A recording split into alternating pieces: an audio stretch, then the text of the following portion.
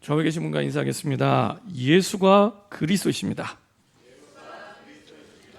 우리 한 번 더 인사드리겠습니다. 그리스도께서 모든 문제를 완전히 끝내셨습니다. 우리 한 번 더 인사드리겠습니다. 기도가 모든 것입니다.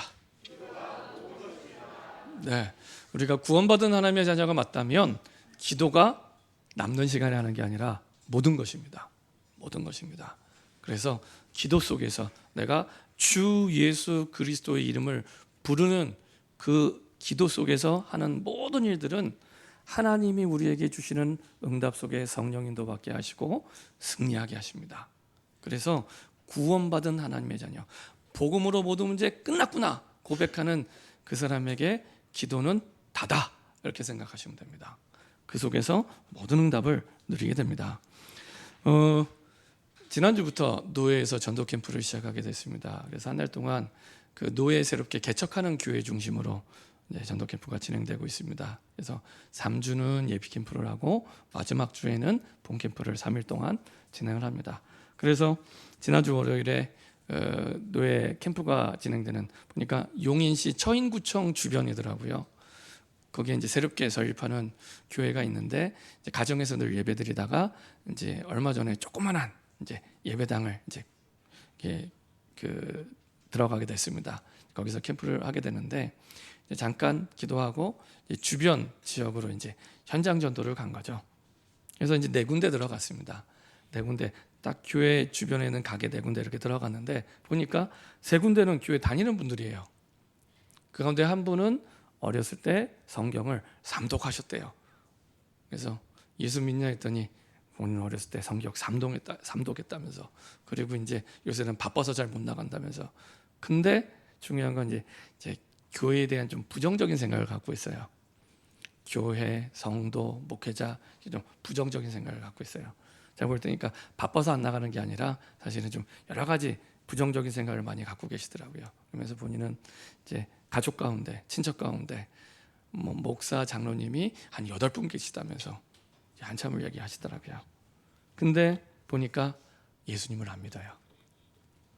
교회는 다녀봤는데 성경은 3번이나 통독하셨는데, 어렸을 때 초등학교 때 성경을 3번 통독할 정도면 열심히 있는 거잖아요. 근데 예수를 믿지 않습니다. 예수를 믿지 않습니다.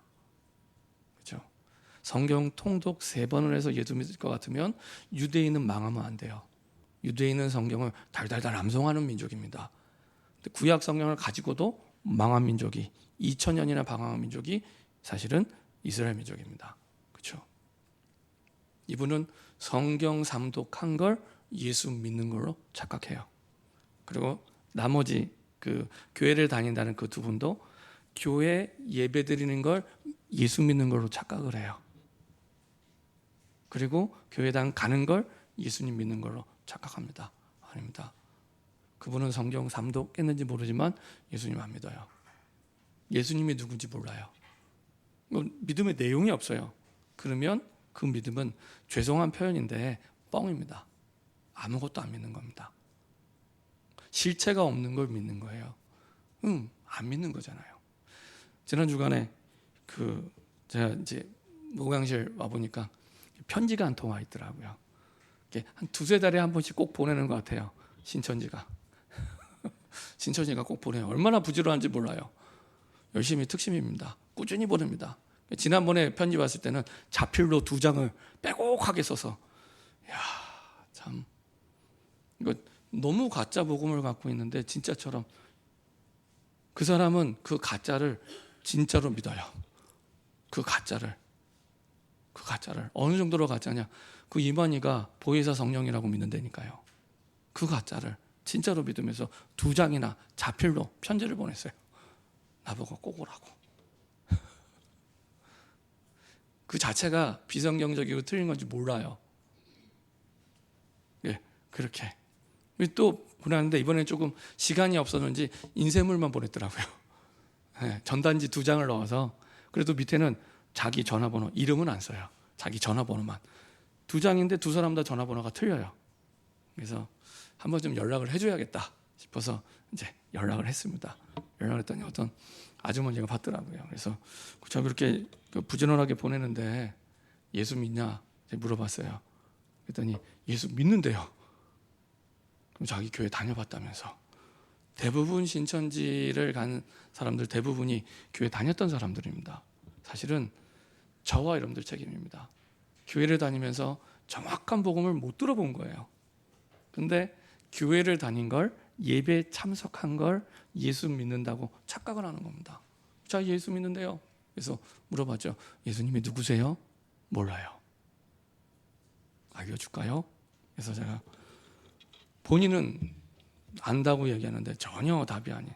그래서 하도 그 신천지가 아닌 목회자들은 성경을 모른다고 자꾸 얘기하니까 제가 성경을 피라고. 그래서 로마서 1장 2절부터 4절 확인해 보라고. 복음이 뭔지 정확하게 나와 있다고. 그리고 쭉 이제 성경을 하나하나 찾아가면서 얘기를 해줬습니다. 근데 본인은 예전에 교회 다닌 걸 믿는다고. 아닙니다. 그분은 한 번도 예수를 믿은 적이 없습니다. 그분은 믿은 적이 없어요. 정확한 복음을 들어본 적이 없습니다. 대부분 예수를 믿는다는 게 그렇게 착각하며 살아가는 겁니다. 그러다 보니 언제 드러내야 진짜 내게 주신 복음을 전달할 때 진짜 주 예수 그리스도가 답이야라고 얘기를 못하는 겁니다. 주 예수 그리스도가 인생의 답이야. 근데 우리가 지금 성경을 쭉 보고 있잖아요. 사도행전을. 근데 나중에 제가 보면서 말씀드리겠지만 쭉 보면 상황도 다르고 문제도 다르고 지역도 다른데 답이 같아요. 이상하지 않으세요? 우리가 지난주에는 귀신 들린 여정이었잖아요. 근데 바울이 주 예수 그리스도의 이름으로, 그렇죠? 오늘은 간수장한테 주 예수를 믿으라고. 대상도 다르고 상황도 달라요. 근데 답이 같아요. 근데 여기만 가냐? 아니요. 쭉 성경은 계속 똑같은 답만 계속 얘기합니다. 그렇죠? 둘 중에 하나잖아요. 이게 진짜 거짓말인지 아니면 이게 진짜 답이든지. 근데 나중에 나타나는 증거를 보니까, 말씀을 확인해 보니까 그리스도가 답이에요. 그렇죠? 계속. 근데 우리는 문제를 만나면 자꾸 다른 답을 찾아요. 그래서 문제가 오면 세 가지 눈으로 항상 보시면 됩니다. 문제가 오면 드러난 문제가 있구나. 이거는 눈에 보여진 문제죠. 지난주 말씀드린 대로 이 사람이 귀신 들렸구나. 전 봐주고 있구나. 오늘은 간수장에 대한 문제인데요. 드러난 문제가 있습니다. 근데 그 드러난 문제는 그게 문제의 다가 아니에요. 거기는 반드시 숨겨진 문제가 있습니다.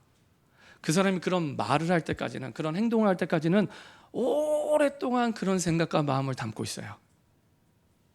그렇죠? 어느 날 우연히 갑자기가 아닙니다. 오랫동안 마음에 품고 있었던 거예요. 오랫동안 생각하고 있었던 거예요. 말만 안 했지. 그러다가 이게 어느 날 문제로 터지고 말로 나오고 행동으로 보여지는 겁니다. 이게 숨겨진 문제. 더 중요한 게 있습니다. 이 드러난 문제와 숨겨진 문제가 올 수밖에 없는 근본 문제가 있어요. 근데 이걸 세상은 얘기해 주지 않습니다. 세상은 전부 드러난 문제 가지고만 얘기해요. 드러난 문제 가지고만 판단하고 결정하고 선택하고, 그러니까 늘 틀린 길을 갈 수밖에 없어요. 그게 문제의 다가 아닌데, 드러난 문제, 나를 힘들게 하고 나를 어렵게 하고 그 드러난 문제만 가지고 결정해요. 판단하고. 여기는 숨겨진 문제. 그러면 이제 우리 TV에 많이 나오는 요새 오은영 박사님 같은 분은 이제 그 숨겨진 문제 가지고 갔겠죠. 이 사람이 이런 말을 하고 행동하는 데는 이런 마음이었고 이런 생각이었고 얘기하죠.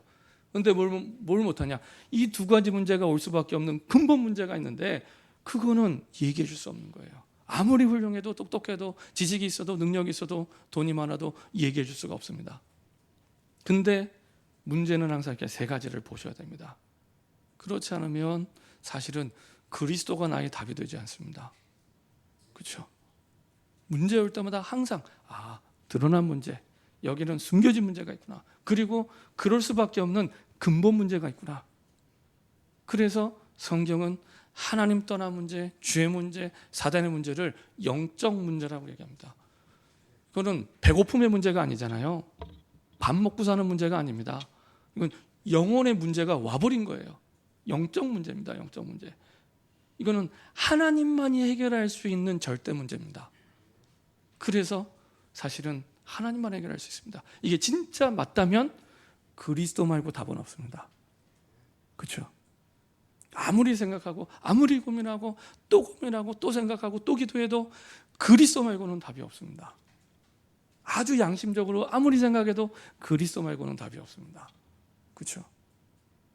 그래서 드러난 문제, 숨겨진 문제, 그리고 그럴 수밖에 없는 영적 문제, 근본 문제, 이게 보여질 때 그래서 그리스도밖에 없구나. 그리스도밖에 없구나. 그리스도가 아니면 안 되구나. 내 인생의 문제가 그리스도가 아니면 안 될 영적 문제였구나. 우리 가문의 문제가 그리스도가 아니면 안 될 영적 문제였구나. 그렇죠? 이 세상의 문제가 그리스도가 아니면 안 될 영적 문제구나.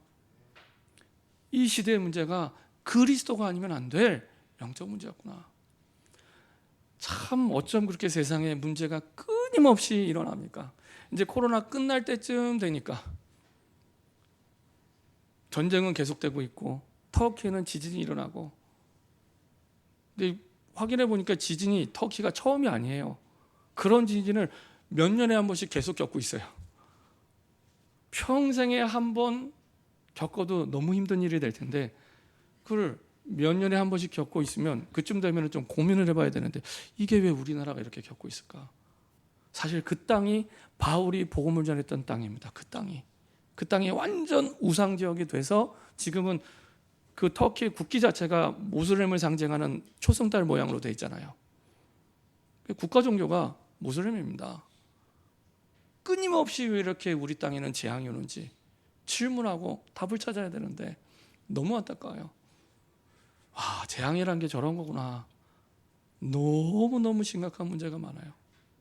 이번에 지진이 날 때도 옆으로 흔들리면 좀 피해가 덜한데요. 근데 이게 위아래로 흔들린 거예요. 그래서 그 지진 보시면, 영상 보시면 알겠지만 집이 무너질 때 그냥 폭삭 가라앉아요. 그냥 무슨 샌드위치처럼 가라앉습니다. 그래서 피해가 너무 많은 거예요. 똑같은 지진이라도 이게 이렇게 안에 있는 지층이 이렇게 흔들려 버렸기 때문에. 그래서 폭삭, 그냥 밥 먹다가 폭삭, 자다가 폭삭 내려앉은 거예요. 어떤 사진을 보니까 그 완전 무너진 그 집 앞에서 어떤 사람이 떠나지를 못하는 거예요. 그리고 이제 이렇게 그 잔의 더미 속에 있는 손을 잡고 있더라고요. 손을 잡고 있는데 보니까 침대 매트리스 위에 자다가 이게 덮친 거예요. 그래서 손만 나와 있어요. 손만. 근데 그 손을 잡고 놓지를 못하는 거예요. 보니까 가족이에요. 이 가족이 자다가 그냥 내려앉은 거예요. 그러니까 거기를 떠나지 못하는 겁니다. 근데 아직도 이 나오지 못한 사람이 한 20만이 있답니다. 20만이.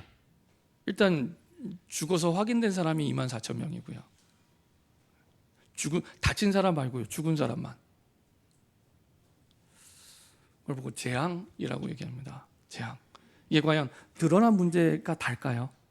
과연? 그렇죠. 하나님 떠난 영적 문제는 아무도 얘기해 주지 않습니다. 근데 와요. 재앙이 계속 오는데 왜 오는지 몰라요. 러시아 우크라이나 전쟁하고 있는데 왜 하는지도 모르고 계속해요. 계속 죽어나가고 있습니다. 좀 착하게 좋게 살면 참 좋겠는데 이게 안 되는 거예요. 그렇죠? 이게 영적 문제를 모르면 이해가 안 됩니다. 그래서 세상이 모르는 그 절대 문제 속에 사단이 함정 만들어 놓고 빠지게 만들죠. 이게 시간이라는 삶을 살아가는 틀이 되게 하고요. 나중에는 올무가 되게 합니다. 덫에 딱 걸려서 히브리서 2장 14절 15절에 있는 말씀대로 일평생 거기에 종노릇하게 만듭니다. 평생 종노릇하게 만듭니다. 잡혀있는 줄도 몰라요. 내 인생이 사단에게 잡혀있는 줄도 모르고 일평생 종노릇하게 만듭니다. 이 사실을 바울은 너무 잘 알고 있었습니다. 그래서 귀신 들린 여정을 보고 이 영적 사실을 정확히 알고 있었죠. 그래서 성경은 바울이 복음을 선포할 때 귀신 들린 여정에게 선포하는데 우리 상식이면은 귀신 들린 여종에게 선포하노니 이렇게 표현되는데 성경은 그렇게 표현하지 않습니다. 귀신에게 이르되, 귀신에게 이르되. 사람을 보고 얘기하는데 성경은 귀신에게 이르되. 이 귀신 들린 여종의 문제가 드러난 문제, 전봐주는 비참한 인생, 그게 문제가 아니라 그 문제가 올 수밖에 없는 근본 문제가 있고, 이게 영적 문제구나. 하나님만이 해결할 수 있는 영적 문제, 그리스도가 아니면 안 될 영적 문제구나. 그래서 다른 말을 할 수가 없는 거예요. 그래서 예수 그리스도의 이름을 선포할 수밖에 없는 겁니다. 그렇죠? 영적 사실을 정확히 알고 예수 그리스도의 이름을 선포하게 되죠. 여러분들이 하루하루를 살아가면서 우리 모든 만남과 환경과 조건 속에 이 사실을 알고 기도하기 시작하고 말씀으로 답을 얻기 시작하면 다른 시작이 됩니다. 맞구나. 눈에 보이는 문제가 단 줄 알았는데 이게 다가 아니라 숨겨진 문제가 있었고, 그 숨겨진 문제 이면엔 그럴 수밖에 없는, 내 마음인데 내 마음대로 안 되잖아요. 그게 사람입니다. 그렇죠? 그게 정상입니다. 내가 주인이 아니기 때문에. 지난주에 어떤 청년이, 전에 다른 교회에서 사역할 때 사역했던 청년인데, 그 청년이 전화가 왔어요. 네, 주로 한 10통 전화하면은 맑은 정신으로 전화할 땐 별로 없어요. 한 4-5번은 항상 술 마시고 전화합니다.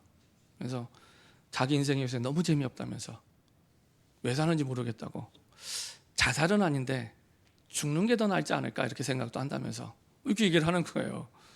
근데 이 친구가 이제 확실히 구원도 받고, 이 친구를 통해서 사실은 많이 전도의 문이 열렸습니다. 근데 이제 요 근래 이제 예배를 안 드려요. 예배를 안 드린 지 몇 달 됐어요. 그래서 제가 얘기했습니다. 예배를 드려라. 네가 예배를 안 드리는데 너무 내가 생에 의미를 찾고 막 힘이 나고 막 일이 잘 되고, 그게 저주다. 예배가 안 되는데, 지금 네가 예배를 안 드리고 있는데 안 되는 게 정상이다. 지극히 정상이다. 그러니까 오늘부터라도 예배 드려라. 그 얘기했습니다. 근데 이제 이 친구의 가정 환경이요, 너무 안 좋아요. 저는 지금까지 이 친구처럼 안 좋은 환경을 본 적이 없습니다. 일단은 본인이 암을 지금 암 투병 가운데 있고요. 근데 본인이 갖고 있는 인생 문제에 비하면 이거는 아주 작은 문제입니다. 그 문제를 다 말할 수가 없을 만큼 어려운 친구예요. 근데 여튼 그렇게 얘기를 했습니다. 그러니까 내가 예배를 안 드리고 있는데 너무 힘이 나고 일이 잘 되고 모든 게 좋다. 그게 복이 아닙니다. 성경은 그런 복을 말씀하신 적이 없습니다. 그렇죠? 근데 많은 사람들은 사실은 눈에 보이는 드러난 부분이 좋으면 좋다고, 문제면 문제라고, 거기에 모든 걸 결정하고 판단하고 인도받고 있습니다. 세상 사람들의 성공의 기준은요, 그래서 이익과 물질에 있습니다. 이권에 있습니다. 이권. 나한테 이익이 되면 이렇게 하고, 이익이 안 되면 안 하고, 그 이권에 따라 모든 걸 결정합니다. 가끔 이익이 안 되는데 하는 경우는 이제 두려우니까. 근데 그것도 결국에 보면은 이제 나에게 이익이 안 되니까, 결국에는 나에게 이익이 안 되니까. 오늘도 말씀 보니까요, 사도행전 16장 19절에 보면 여종의 주인들은 자기 수익에 소망이 끊어진 것을 보고 굉장히 우상 숭배가 많이 산업화되어 있고 문화화되어 있는, 그래서 고문 제주가 부리고 그 뒤에 수익은 다른 사람이 가져가는 것처럼 귀신 들린 여종이 점을 봐주고 수익은 주인이 따로 있어요. 근데 그 사람의 소망이 어딨냐? 그 수익에 있었거든요. 자기 수익의 소망, 단순히 돈 버는 게 아니라 거기에 인생의 소망을 두고 살아가는 사람입니다. 얼마나 비참한 사람이겠습니까? 이전에 이 우상숭배로 돈을 많이 벌었을지 모르지만 참 안타까운 인생입니다. 우상숭배에서 나오는 그 수익에 소망을 두고 살아가는 인생, 거기에 기준을 두고 살아가죠. 이게 바울을 박해하는 사실은 원인이었죠.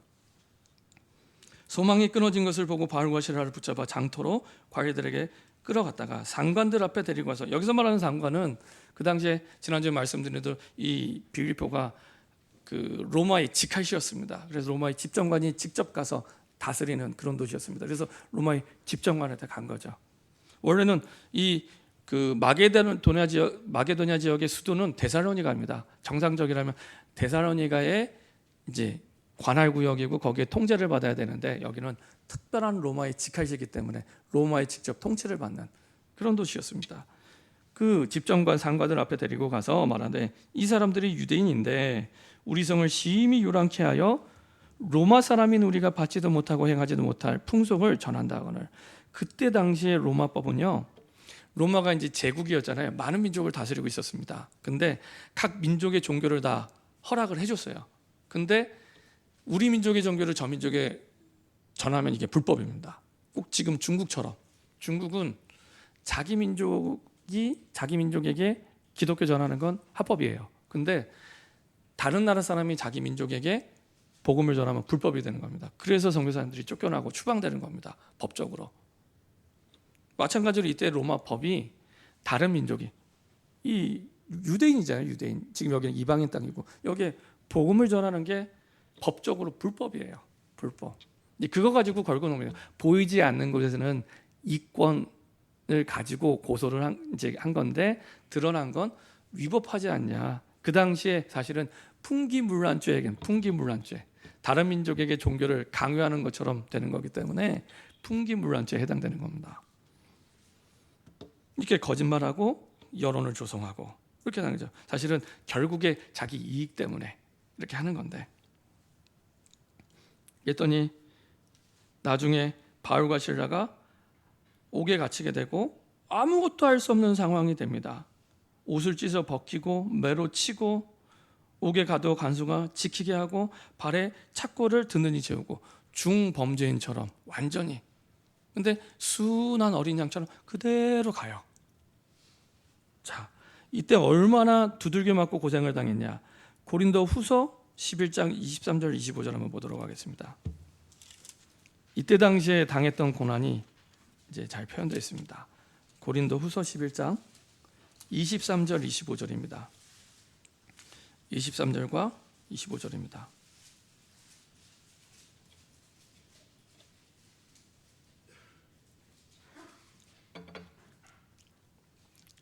같이 합독하겠습니다. 그들이 그리스도의 일꾼이냐 정신없는 말을 하거니와 나는 더욱 그러하도다. 내가 수고를 넘치도록 하고 옥에 갇히기도 더 많이 하고 매도 수없이 맞고 여러 번 죽을 뻔하였으니 3번 태장으로 맞고 1번 돌로 맞고 3번 파선하고 1주야를 깊은 바다에서 지냈으며 그냥 늘 죽도록 맞는 거예요. 이렇게 심하게 맞은 겁니다. 이게 또 처음도 아니고요. 이렇게 심하게 사실은 복음 전했다는 이유만으로 무슨 해코지한 게 아니잖아요. 복음 전했다는 이유만으로 이렇게 죽도록 맞고 감옥에 갇히게 됩니다. 자, 근데 중요한 건 그날 밤에 하나님이 역사하십니다. 자, 그 시작은 기도와 찬송에서 시작이 됩니다. 사도행전 16장 25절에 보면 이렇게 말씀하고 있습니다. 한밤중에 바울과 실라가 기도하고 하나님을 찬송하며 죄수들이 듣더라. 이게 시작입니다. 진짜 복음이 우리의 유일한 답인데 이게 답이 안 될 때 어떻게 시작하시면 되냐? 문제는 있고 안 될 때 기도를 시작하고요. 찬양을 시작하시면 됩니다. 예배를 드리면 더 좋습니다. 이 바울과 실라가 아무것도 할 수 없는 그 가운데 사실은 시작했던 그 시작이 기도와 찬양이었습니다. 근데 이게 그냥 기도와 찬양이 아니고요. 말씀 성취를 통해 주신 구원의 체험 속에서 체득한 확신을 가지고 기도했고 찬양했습니다. 살려달라고 기도하고 찬양한 게 아닙니다. 말씀 성취를 통해 말씀을 들은 게 아니라 현장 속에서 성취되는 걸 봤어요. 뭘 통해 봤냐? 불신자가 복음을 듣고 구원받는 이걸 본 거예요. 본 그 체험 속에서 체득한 확신을 가지고 기도하고 찬양한 겁니다. 이거는 다른 기도와 다른 찬양입니다. 근데 이전에 이 경험이 있었거든요. 사도행전 14장 19절입니다. 이번이 처음이 아니었습니다. 사도행전 14장 19절에서 21절입니다. 사도행전 14장 19절에서 21절입니다.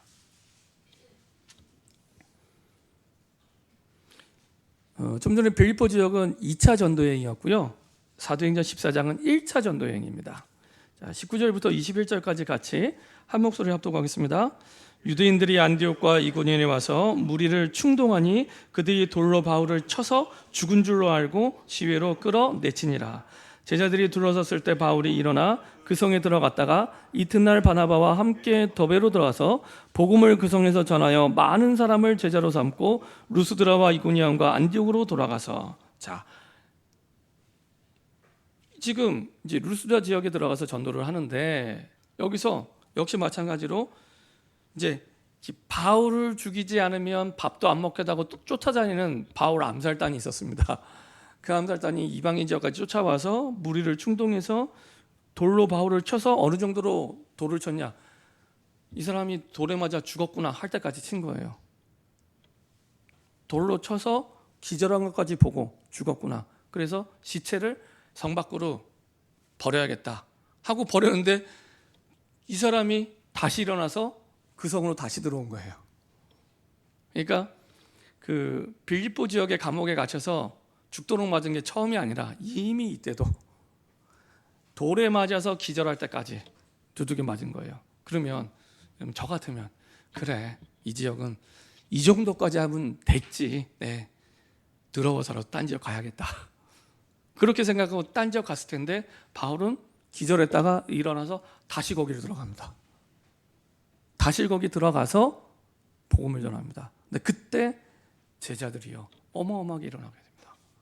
그 말은 바울의 마음속에는 내가 돌에 맞고 안 맞고 문제가 있고 이거 아무 상관없어요. 바울의 마음속엔 이 성에 나를 보내신 건 제자가 있다. 근데 못 찾았거든요. 그래서 돌에 맞고 시체처럼 나왔다가 다시 일어나서 못 찾았잖아요. 다시 들어간 겁니다. 그랬더니 거기서 많은 제자들이 일어나게 되고, 이 중에 누가 있었냐? 디모데가 있습니다. 이 사람들군에 디모데가 있는 겁니다. 그렇죠? 평생의 영적 아들이었던 디모데가 이때 발견되게 됩니다. 그렇죠? 이 확신과 믿음이 있었기 때문에 감옥에 들어가는데, 안 들어갈 수 있잖아요. 나중에 결론을 말씀드리지만 바울은 로마 시민권이 있었습니다. 처음부터 로마 시민권 딱 보여주면, 암행어사 마패처럼 딱 보여주면 감옥에 안 가도 되고 두들겨 맞지 않아도 돼요. 근데 아무런 표식을 보여주지 않고 그냥 가라면 가고 오라면 오고, 하나님의 주신 말씀 따라서 끝까지 성령님도 받습니다.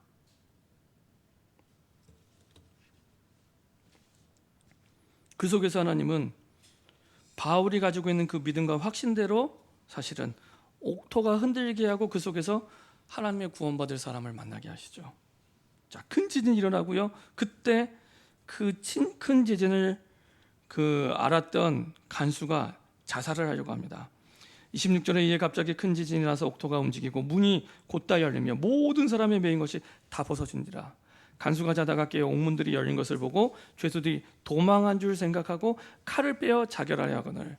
그 당시에 주로 간수들은 누가 있냐면, 아까 말씀드린 대로 로마에 직하시다 보니까 로마의 퇴역한 군인들이 대부분 은퇴하고 여기 와서 간수를 하게 됩니다. 꼭 우리나라 군인들이 우리나라 영광급 되면은 이제 제대하고 나서 주로 민방위 대장 하잖아요. 주로 민방위 예비군 대장 주로 그분들 하시잖아요. 마찬가지로 퇴역한 군인들이 여기 와서 간수 역할을 합니다. 이 사람도 군인 출신입니다. 근데 중요한 건 그 당시 법에 의하면 내가 지키던 죄수가 도망가면 그 죄수가 살아야 될 형벌을 내가 받아야 되는 거예요. 그래서 지금 옥토가 흔들리고 옥문이 열리고 이게 풀려진 줄 알고 끝났구나, 죽었구나, 죄수가 한두 명이 아닌데 그 사람의 죄값을 내가 치러야 되는 거예요. 그러니까 자기가 죽으려고 하는 겁니다. 네, 그 상황입니다. 그때 죽으려고 할 때 바울이 긴급하게 얘기합니다. 바울이 크게 소리질러 이르되 내 몸을 상하지 말라. 우리가 다 여기 있노라. 죄값을 안 치러도 돼. 죽지 마. 이 얘기를, 그 법을 알고 얘기하는 겁니다. 지금 죽지 않아도 돼. 이 얘기를 하는 겁니다. 그때 간수가 등불을 달라고 하며 뛰어들어가 무서워 떨며 바울과 실라 앞에 엎드리고 그들을 데리고 나가 이르되 선생들이여 내가 어떻게 하여야 구원을 받으리까 하거늘. 하나님이 바울과 실라를 이곳에 보내신 이유가 여기 있었습니다. 이 간수의 구원과 나중에 간수의 가족, 심지어 간수가 사는 그 가문의 종들까지도 다 구원받게 하십니다. 이 구원 때문에 하나님께서 여기까지 인도하게 하신 거죠. 그래서 내가 구원받으려면 어떻게 해야 됩니까? 이렇게 질문합니다. 여기에 대한 바울의 대답입니다. 16장 31절에 보니까 이르되 주 예수를 믿으라. 답이 똑같아요. 귀신 들인 여종을 만났을 때나 베드로가 안전병이를 일으킬 때나 답이 똑같아요. 주 예수를 믿으라. 그리하면 너와 내 집이 구원을 받으리라 하고, 간수는 분명히 나 구원받는 거 얘기했잖아요. 근데 바울은요, 주 예수를 믿으면 너만 구원받는 게 아니야. 너뿐만 아니라 너의 가문도 다 구원받는 거야. 이 말이 무슨 말입니까? 내가 구원받을 때 하나님은 나만의 구원을 두고 부르신 게 아닙니다. 그렇죠? 나만의 구원을 두고 부르신 게 아닙니다. 우리 가족과 가문의 전체 구원을 두고 나를 부르신 겁니다. 그렇죠? 그리고 내가 사는 지역, 현장, 직장, 그 사람들의 구원을 두고 그 지역에, 그 직장에 나를 보내신 겁니다.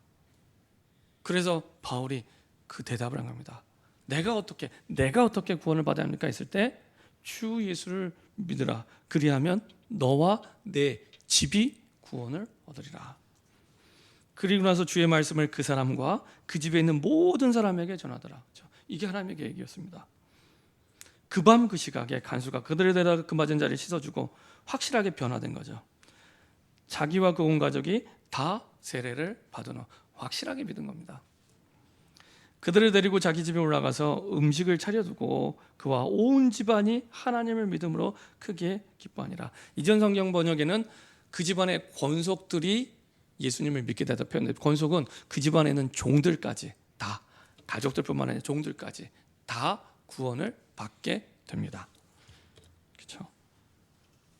하나님이 이 구원을 두고 바울과 실라를 성령 인도 속에 여기까지 인도하신 거죠. 자, 근데 중요한 건 이제 그 뒤에 이제 결과입니다. 이제 하나님의 구원 계획을 보고 이 사람들이 다 예수를 믿고 그 다음 날 이제 풀려나게 됩니다. 중요한 건 그때 바울이 로마 시민권을 꺼냅니다. 우리 같으면 처음부터 꺼내서 이 고생을 안 할 걸 이렇게 했을 텐데 바울은 그렇게 안 했습니다. 분명히 힘이 있어요. 가진 게 있습니다. 근데 하나님의 정확한 시간표를 보고 딱 꺼냅니다. 여기는 두 가지 이유가 있습니다. 자, 37절에 보면 바울이 이렇게 얘기합니다. 바울이 이르되 로마 사람들인 우리를 죄도 정하지 아니하고, 그러니까 바울이 모르는 게 아니었습니다. 알고 있었습니다. 죄도 정하지 아니하고 공중 앞에서 때리고 옥에 가두었다가 이제는 가만히 내보내 아니냐. 아니라 그들이 친히 와서 우리를 나가야 하리라 한데, 이 로마의 시민권이 얼마나 막가겠냐. 그 뒤에 보니까 부하들이 이 말을 상관들에게, 로마의 집정관들이죠, 로마의 시민권의 위력이 얼마나 대단한지를 알고 있는 사람들입니다. 그들이 로마 사람이라 하는 말을 듣고 두려워하여 와서 권하여 데리고 나가 그 성에서 떠나기를 청하니, 그 당시 로마의 시민권은요, 그 이방인들 가운데 아주 중요한 사람들이 가지고 있었는데, 로마의 시민권이 있으면 이 사람이 아무리 큰 죄를 지어도 지역에서 재판에 유죄가 판결이 났어도 로마 황제에 가서 재판받을 권리, 그 전까지는 모든 형 집행이 정지가 됩니다. 그런 어마어마한 권세가 있는, 그러니까 죄를 지어도 나는 로마 황제한테 가서 재판받을 거야 하면은 아무리 지역에서 재판을 해도 소용이 없어요. 그 사람은 로마에 가서 재판을 받게 됩니다. 그러니까 어마어마한 권세가 있는 로마의 시민권입니다. 근데 이거를 이때 보입니다. 여기 보인 이유가 두 가지인데요. 하나는 아까 말씀드린 대로 하나님의 구원 계획을 따라서 성령의 인도를 끝까지 받았고요. 또 하나는 40절에 보면은 그 성을 바로 떠나지 않습니다. 40절에 두 사람이 옥에서 나와 바로 떠난 게 아니라 어디를 들려요? 루디아 집에 들립니다. 루디아 집에 들어가 형제들을 만나보고 위로하고 가니라. 루디아를 통해 복음받고 구원받은 사람들이 이제 루디아 집에 모이기 시작한 겁니다. 이 사람이 나중에 교회가 되잖아요. 근데 바울이 떠나면 어떻게 됩니까? 이 교회가 세워졌는데 복음 전하기 위해 세워진 이방인의 교회잖아요. 그냥 떠나면 또 바울이 당한 고난을 또 당하겠죠. 왜냐하면 그 당시 법이 그러기 때문에 이방인들에게 복음을 전하면 또 잡아다가 두들겨 패고 옥에 가두잖아요. 그죠? 근데 바울이 여기를 들립니다. 이걸 누가 할까요? 그 지역의 관리와 사람들이 알겠죠. 그러면 이 사람들이 복음 전하는데 훨씬 유익합니다. 그러니까 모든 걸 내 이익이 아니라 복음의 유익이 되는 방향으로 모든 걸 인도받습니다. 끝까지 복음의 유익이 된다면 끝까지 그 속에서 나중에 빌립보 교회가 됩니다. 결론입니다. 성경은 동일하게 항상 어떤 문제, 어떤 현장이든지 답이 똑같습니다. 주 예수를 믿으라. 주 예수를 믿으라. 우리가 구원받고 끝나는 게 아니라 모든 상황, 모든 문제, 모든 만남 속에 내가 진짜 내 인생의 주인 되신 예수를 믿고 있는지. 그래서 내가 결정하고 판단하고 인도받을 때 복음의 유익이 된다면, 이게 바울의 기준이었습니다. 복음의 유익이 된다면 그 기준을 가지고 힘이 없는 게 아니었는데, 로마 시민권을 가지고 있었는데 끝까지 복음의 유익이 되는 방향으로 인도받습니다. 진짜 예수를 그리스도로 믿는 분이죠. 진짜 예수를 믿는 겁니다. 진짜 예수를 믿는 겁니다. 귀신 들린 여종에게도 답이 되신 예수 그리스도, 루디아에게도 답이 되신 예수 그리스도, 모든 사람에게 답이 되신 주 예수 그리스도. 그렇죠? 이상하지 않으세요? 이쯤 되면 질문해야 됩니다. 이게 진짜 거짓말인지 아니면 진짜 답인지. 근데 성경을 확인하고 현장을 확인하니까 이게 답이에요. 사람도 다르고 환경도 다르고 위치도 다르고 다 다른데 정말로 답은 주 예수 그리스도 한 분밖에 없습니다. 사도행전 3장 6절에 안진뱅이의 답이 되신 그리스도, 사도행전 4장 12절 대제사장 바리새인 사두개인 서기관의 답이 되신 그리스도, 사도행전 5장 42절 베드로 바울뿐만 아니라 초대교회 모든 사람이 똑같이 답을 가지고 있었어요. 주 예수 그리스도만 답이야. 두들겨 맞고, 바울처럼 두들겨 맞고 감옥 갔다 나왔는데 똑같은 말을 또 해요. 바보든지 그리스도가 진짜 답이든지, 그렇죠? 지배했든지 성전이든지 예수는 그리스도라 또 얘기해요. 사도행전 8장 45절 35절 그 봉사하느라고 뽑은 줄 알았는데 이 빌립 집사가 가 보니까 또 복음 전하고 있는 겁니다. 이디오피아 내시에게 이사야 성경을 가지고 예수가 그리스도라고 답을 또 얘기해줘요. 사도행전 9장 22절에 보면 바울이 눈 멀었다 떴는데 가장 첫 번째 한 얘기가 예수가 그리스도래요. 이상하지 않으세요? 계속 답은 하나만. 사도행전 10장 38절 43절 베드로가 고넬료 집에 이방인들이 처음 가서 이방인에게 복음 전하는데 또 예수가 그리스도래요. 또 예수님을 답으로 얘기해 줍니다. 사도행전 11장 20절 안디옥 교회 주 예수를 전파했대요. 사도행전 13장 23절 이제 1차 성경을 떠나서 비시디의 안디옥 지역에서 바울팀이 전도하는데 주 예수를 전파합니다. 주 예수를 전파합니다. 그렇죠? 진짜 답이 주 예수가 맞는가? 그렇죠?